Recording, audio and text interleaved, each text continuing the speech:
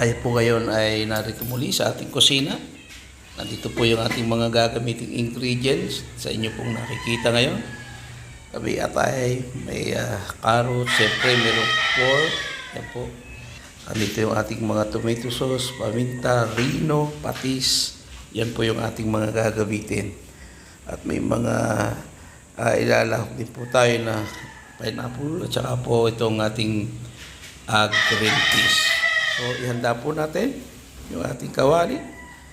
Atin muna pong isang kutsa itong ating atay. Yan.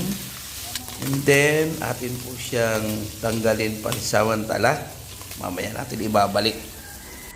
Lagay po natin sa kawali itong ating mga gulay. Patatas at carrots. Atin muna siyang tatanggalin. Medyo ano lang po. Saglit lang, no? Kagaya po dito ng ating lara na tinatawag o paminton. Maggisa na po tayo ng mga pampalasa na ingredients. Saka natin ilagay itong ating pork. Iniwa ko lang po siya ng medyo pahaba at maliliit. Yan. Pork belly po ginamit natin. So, timplahan po natin. Pag-halo-haloin na natin yan. At atin po siyang palambutin. And then ito po, yung ating pork na atin pong pinalambot. Tingnan natin kung mamantika na siya. And then, lagyan natin ng pineapple juice. Yan po yung magpapasarap dyan. At ating dagdagan po ng tubig. Na sa ganun po ay lumambot yung ating pork. Mag-add po tayo ng rino. Lagay na natin agad para lumasa siya sa pork.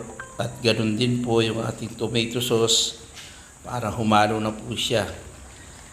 At okay na, naglagay na po tayo po ng ating gulay sa ating pork.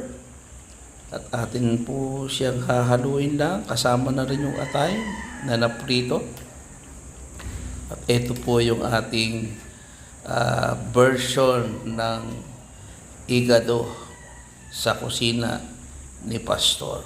Nawa po ay napasaya ko ngayon. Salamat po sa inyong walang sawang panonood, mga kapatid.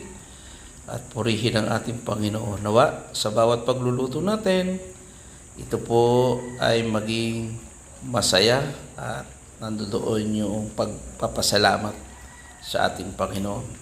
So, ito po yung aking version. At nais ko lang po nga ibahagi sa inyo ang ating pork igado sa kusina ni Pastor.